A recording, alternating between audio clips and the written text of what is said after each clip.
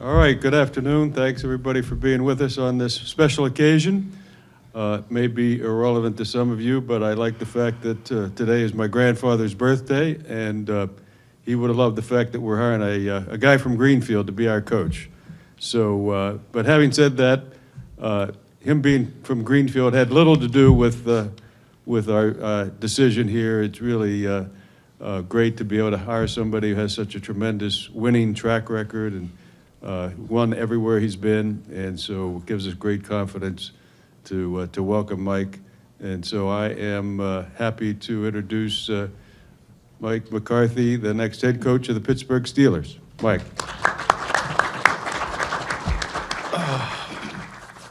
All right, here we go.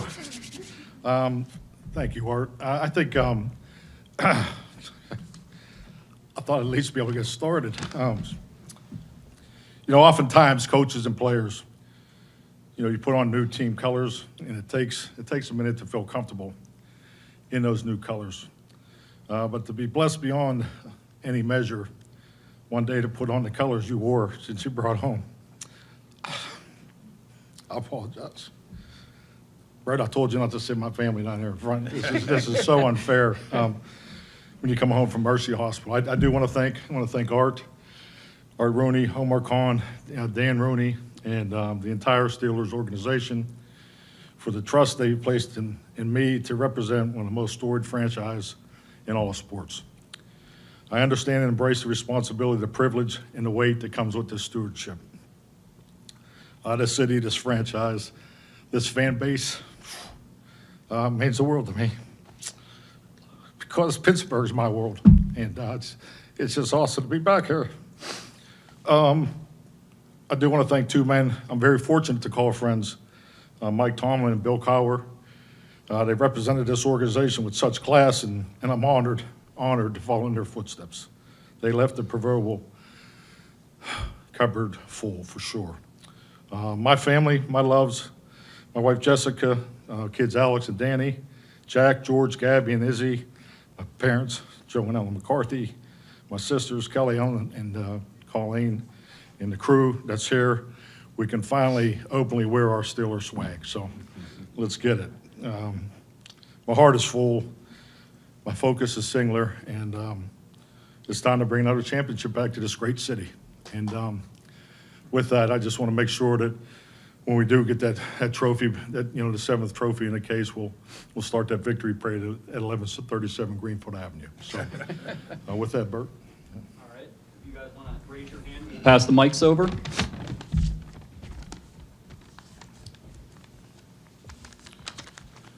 Mike, Jerry Dulac from the Post-Gazette. Did you think and want to get back into coaching? And we've seen other guys take that year off and get back. What did last year or the year off do for you, show you, anything like that? Well, the year off was awesome. Really family. I had a chance to take a year off in 19, and frankly, I really didn't take the year off. I just, we had a group of coaches, friends mainly, that we really treated it like a season. We started in February, and still today there's projects that I never really got to in Dallas. So I mean, it was a football deep dive on a lot of things. It was awesome. I loved it. Just to do it at that pace and do it with the people that I did experience that with. But this year was about family. I spent a lot of time with the family through the spring volleyball games, all that stuff. It was, I don't know why I'm so emotional, but great year. I had a great year. So. And then I was able to do some cool things, too. The Pat McAfee show was awesome. Just to see that side of the world, have more respect for Jerry, than I ever have, just because, I just see how hard you guys work. But, no, it was just a very fulfilling year. And frankly, went too fast because once football season gets in, really once training camp hits, we all have that clock. So to be able to start have conversations and watch certain things. I just didn't do as much this past year as I did, back in 19.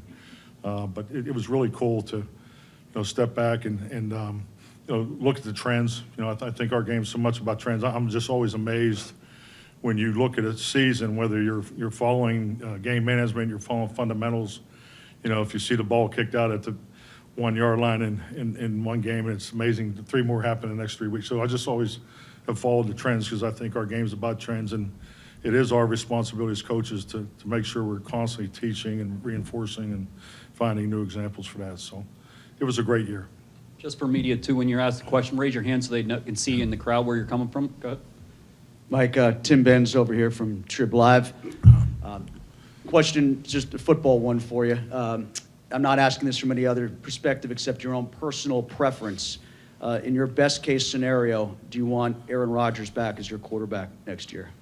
That's nice the way he asked that, right? That was slick. But, I mean, definitely. I mean, I don't see why you wouldn't. But, I think just like anything, knowing Aaron long enough, going through seasons, I think when players, to see Mel Blunt here, I mean, when guys are up at that stage of their career, they need to step away and decompress. I think that's very important.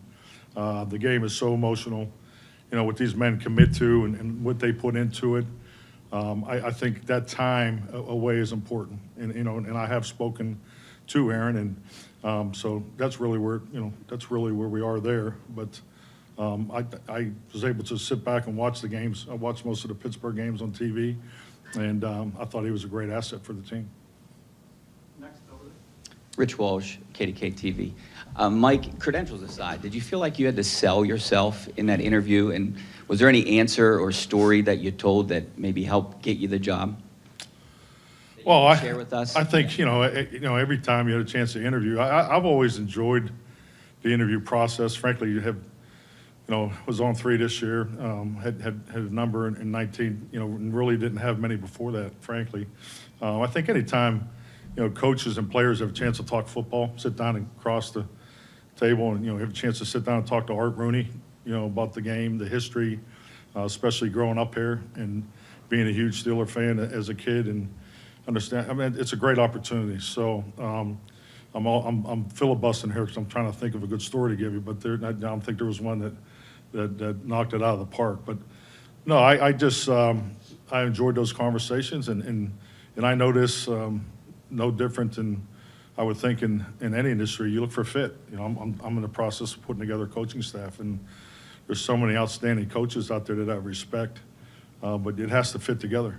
So I did feel very comfortable, from the moment that I was able to sit down with Art and Omar, and that's a connection. I know where I am in my life and in my career. The GM head coach relationship's critical, and I couldn't be paired with a better guy. Omar Khan with College of Pro. Michael, this question's for you. Yeah, I got him. Yep. This question's for you.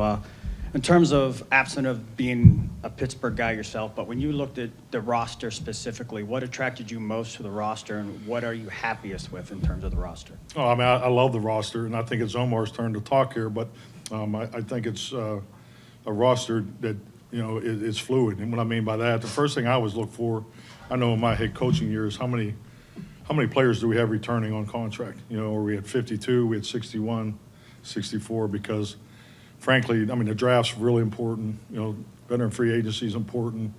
But that group of men in these off-season programs, particularly just being older, being in the league, that time you have together, those men will move the needle more, in my opinion, more than anybody else. And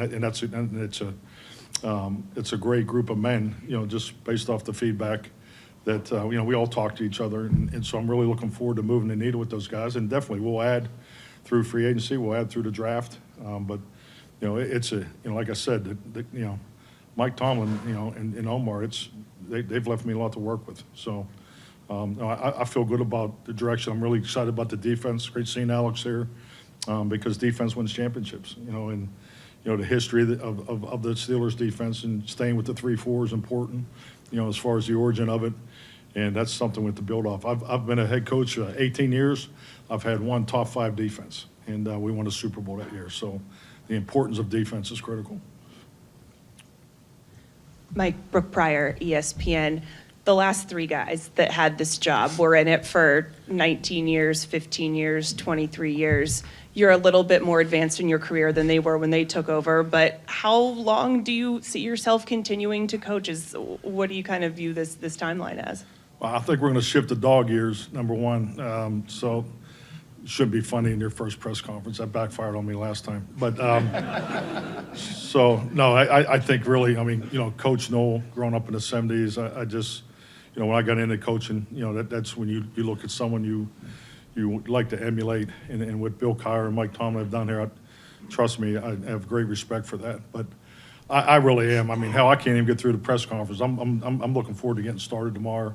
And, this game is about winning, and the game has changed. My first year in the NFL was 1993. And the rules have changed. The way you train your team has changed. So those are things I'm focused on. I hope it lasts a very long time. Mike, Teresa Varley from Steelers.com. Mike, I wanted to ask you, what was that like after you got the phone call from the Steelers to be able to call your parents and share that news with them? See, no, that's that you're not coming fair, home? Teresa. Yes, no, it was a great phone call. I couldn't get through the introduction, so I think you know how that went. So. Hey, Mike, Will Graves with the AP.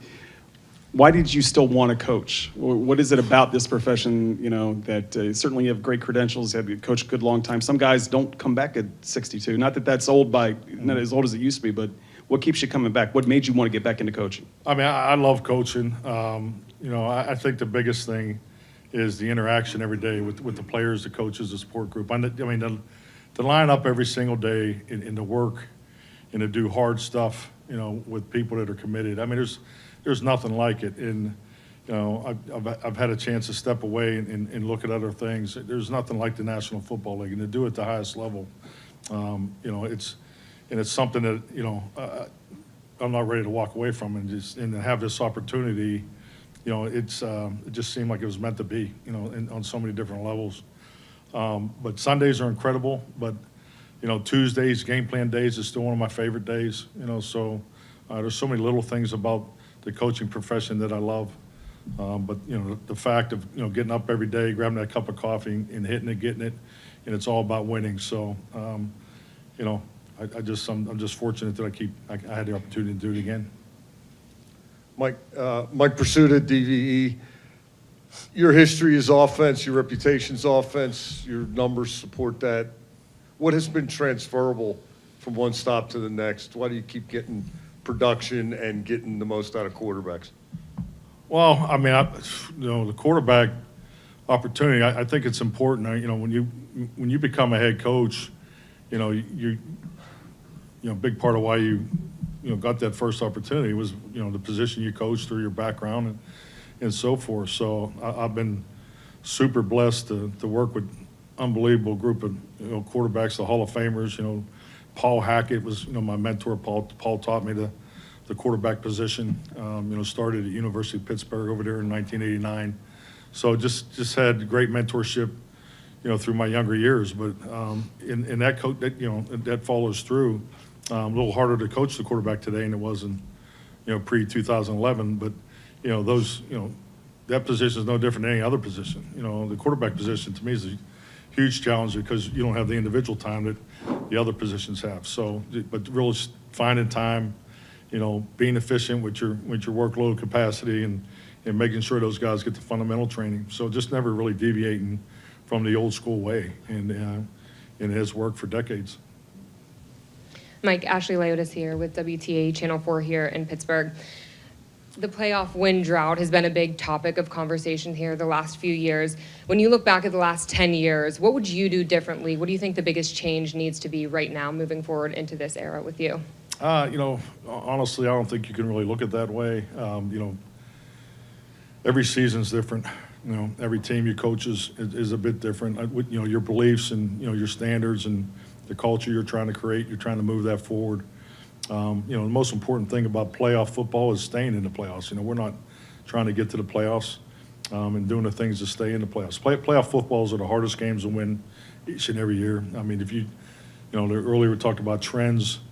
I think that the trends of the fourth quarter changes is something that I know I've been watching, the momentum shifts and so forth, because in a lot of ways when I look at the training of the team, especially the way the off-season programs is orchestrated, you almost have to re-engineer how you want your team to train. And what I'm talking about is you need to put more time and energy into the end of the game. Because, I mean, you look at the playoffs, because it's about winning the championship. It's not about getting to the playoffs and winning one game. It's about bringing the trophy home, and that'll always be the goal. So I think the trends of the playoff football. I think there's been one game this year that didn't come down to the last series, and the whole playoff outcome, and that trend has been in place for years. So there's not too many games in the playoff that does not come down to the 2-minute drill.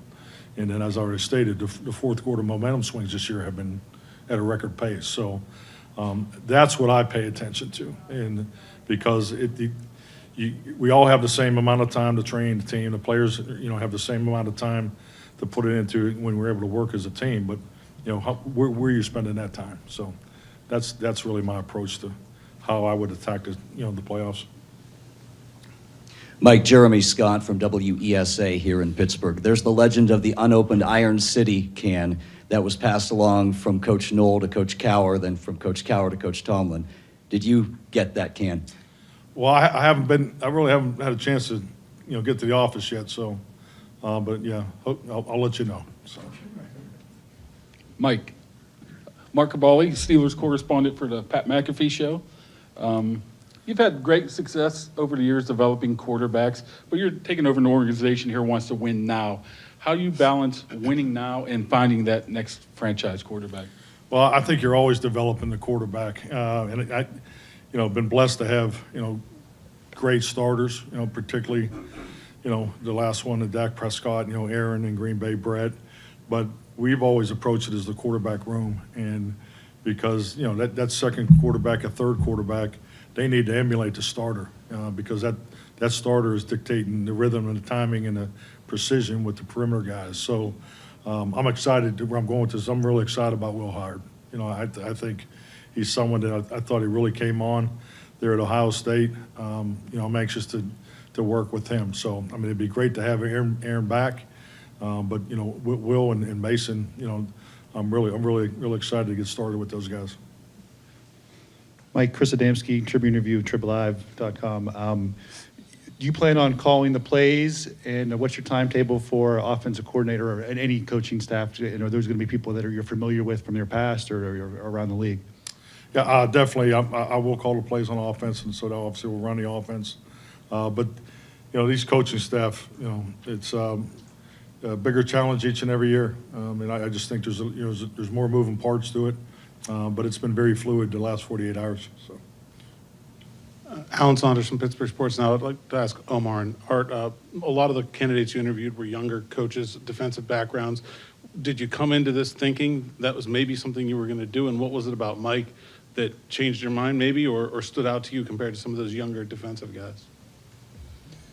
We came into this wanting to hire the best coach for the Pittsburgh Steelers, so we did not say, we're trying to hire a young defensive coordinator or, offensive guy. We had an open mind about it, I think, and really just, like I said, want to make sure we found the best coach, and, we were able to interview some great coaches. So I won't say it was an easy decision, but I would say at the end of the day, it was an obvious decision for us that Mike was the guy for the job. Yeah, just to echo what Art said, we were very open-minded going into this and interviewed really an awesome group of candidates. And, I think Mike's resume speaks for itself. Learned a lot through the process, but we're excited Mike McCarthy's the head coach. Missy Matthews, Steelers.com. Coach, this is for you and Omar. You guys crossed paths with the Saints many years ago. Short period of time. Is it surreal to be sitting next to each other in the capacity that you are today, and what do you remember about each other back then? Let me go first. Yeah, in case you say something stupid. It's hard to believe it. That was 25 years ago, but I grew up a big Saints fan, so for me that year was really special because that was the first year that the Saints ever won a playoff game. Mike was the offensive coordinator, and it was an unbelievable year, and it was exciting not only as someone that worked in the National Football League, but just as a fan growing up. But we had some good times, but what do I remember the most is just the hard work we put in. I remember the attention to detail that this man to my right used to put into everything he did, and that still resonates with me today. But it was a good year, good experience, and can't believe it's been 25 years. It's gone fast, and I just, I always remember the first impression of Omar. You get hired, and just things are going 100 mile an hour, and it was my first time being a coordinator, and Omar had worked down in the personnel department and worked with the cap, and Jim Haslett had asked if I want him to work with us on offense, and it was awesome. I think it opened his eyes up to what coaches and players really put into it. And and I always admired. You can see right away he's going to be successful. Very bright, hardworking, and and I think we just have always been connected since then. Hey, Mike, Jeff Hathorn with The Fan and KDK Radio. You mentioned defense wins championships. You've got a lot of defensive guys up here. What is your defensive philosophy, and what are you looking for on that side of the ball from a coaching standpoint? Well, I mean, as we build the staff, I mean, we definitely want to build off what's in place here. I mean, just as a whole, with this being the third organization that I've walked into the first day, I don't believe in the throw out the baby with the bathwater method. I believe in building off what's in place, and there's a lot here in place. I mean, the defense is system has been here since 1992. Came here with Coach Cower and Don Capers, so always been a fan of it. Always felt it was the toughest one to compete against as an offensive coach. Part of the reason why I went to it in Green Bay. So, those are the things we're focused on right now. We're putting the staff together, but ideally we want to keep the language the same. So, I think those are big decisions when you come in here, because when you got something that works the way it's worked here for so long, I think you should try to do everything you can to build off that, if possible. Mike, Jenna Harner, WPXI. In an interview you did in Dallas a few years back, you said family first, family and football, and you coach your team that way. What does that look like, and why is that so important to you? Well, I think just like anything, it's how you're raised. I think it just the basics. Treat people the way you want to be treated. I think respect goes a long ways, and I think it always starts with the locker room, because that locker room is a family, and everything we do, everything that we do that touches the locker room, is to me the primary focus every day. I think that's how you win. You win every day. Those men are making the sacrifices. Those guys are performers, and when they cross the white lines, we got to feel that we've given them everything to be successful. So it's really keeping the light on the locker room, which is the family. Shelby Cassasi with WPXI. What qualities are most important to you as you form your coaching staff underneath you? Oh, I mean, a number of them. I think I have a philosophy of how to structure one. I think there's 4 areas that I've looked at. Number one, you got to have experts. You have men that know the league. This league evolves. You definitely want to be on the front end of the cycle. You want to be on the back end. So that's important to have the expertise and experience at a certain level. I think it's important to look at the current coaching staff in place. A lot of good coaches that were here in place under Mike, and you have to take that into consideration, because that's part of the fit and the ability to move forward and make them part of it. If you feel like it fits. And the third one is you got to look at some of the young and new ideas out there that would fit the direction that you want to go with your team. So, and then you got to have them young dudes. You got to have the guys that grind. You got to have the grinders that are going to be there. And frankly, they came up the way Omar and I did. We didn't have the resources back then that you have today in computers. So you slept in the office back then. You did those things. I'm not looking for that now because of the resources you do have. But so staying true to that, that methodology is how I've done it. And at the end of the day, it has to fit together. Mike DeFabo with The Athletic. Mike, you bring a reputation of offensive football. I'm curious, just how would you describe your philosophy on offense, and how has that evolved over time? Well, I'm a believer in the tradition of the West Coast offense, and the first thing that always came to mind was the offense needs to be built to make the quarterback successful, for as simplistic as it is. And that starts with running the football. I mean, you got to run the football, because if you don't run the football and you don't, tailor your protection schemes in the action pass game to the run game, obviously it's not going to affect the defense and have the benefits of what you're looking for. So, and then, in the way the quarterback's coached in that system, you want a more athletic player in that position, the man that can extend plays and play to the rhythm, timing, spacing, and all the things that go into, to an offensive system. So, but at the end of the day, you'll never hear me say this, because, I would never say we run the West Coast offense.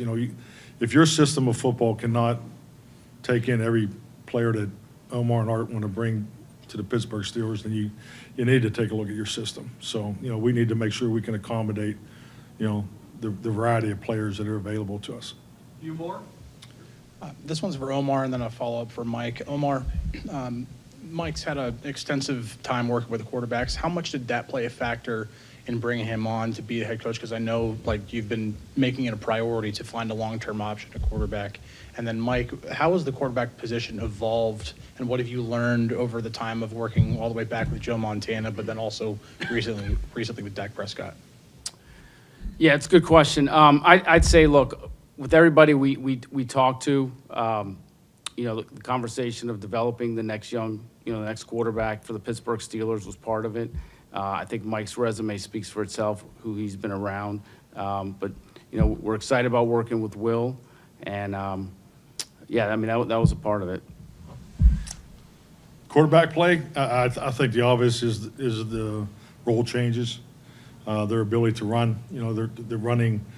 The quarterback runs, the called quarterback runs is probably the biggest thing that's changed in the last 5, 6, 7 years. And obviously, the rules, protecting them and making it possible. I mean, just the way you play defense, you got a 7-gap run scheme now. It has an 8th element to it, because the quarterback can pull the ball, no different than the 8-gap, 9-gap scheme. So, I mean, I think that is the biggest evolution that I think is obvious to all of us. But at the end of the day, to win these big games that are being played, in January, they still got to make throws from the pocket, and that's why the belief and the footwork and the training and all those things, that goes into it. But yeah, the running quarterback is the biggest change that I've seen.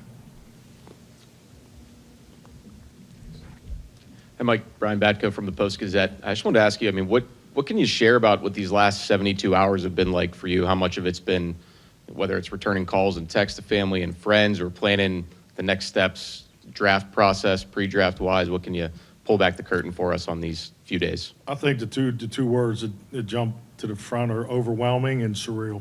The opportunity of the Pittsburgh Steelers, but the overwhelming response that's occurred. I mean, I've seen more. I've received probably twice as many, at least, text messages and calls that I did when we won the Super Bowl. It's been overwhelming. So, but the last 48, 72 hours have been about the staff. So, I mean, it's just been nonstop, because trying to make it fit together, and there's it's more difficult to put a staff together today than it was 6 years ago, and definitely 20 years ago. So, 2 more, and then we'll have some photo opportunities. Mike, Ray Fittipaldo from the Pittsburgh Post-Gazette. When do you need to have an answer from Aaron by? And then second part of the question is, you took this year off. What's your first thoughts on this year's quarterback class coming out of college? That's probably a better question for Omar, just because I'm just getting started on the draft process, and we'll dive into that, frankly, once we get past this coaching staff development. But yeah, timelines, we haven't discussed that yet. Nick Farabaugh, Penn Live. Mike, your system has had lots of star receivers, guys like Jordy Nelson, CeeDee Lamb. As you look at the current state of your wide receivers and your weaponry, adding in the tight end and running back room, what stands out about it to you, and do you maybe need to add new types of receivers to fit what you want to do schematically? Well, I just think, like any coach, you're supposed to look at what you have, and you look at the opportunity to develop. And as far as the receiver position as a whole, we were at our best in Green Bay. The Jordy Nelson era is because all those guys work so well together. And this game's about matchups. Your ability to put your third receiver on the third corner, or the third and and hopefully that's a favorable matchup, or move those guys around. And, you know, you want your receivers to be able to play all three positions, you know, because when you can have the flexibility of that, that goes back to the first statement about making a quarterback successful, because the quarterbacks are trained in conceptual, you know, in conceptual development of how you throw the football, so that helps you with their footwork training, because, you know, but if you got 900 plays just to beat every defense or beat every, you know, that's very difficult on a quarterback. So if you truly want to play to the rhythm and time of the quarterback, you know, your perimeter guys being able to play multiple positions is very important. So that'll be our approach with these guys, and I'm looking forward to getting started with them. All right, thank you, guys. Give us a minute here. We're going to remove the table and do some photo opportunities.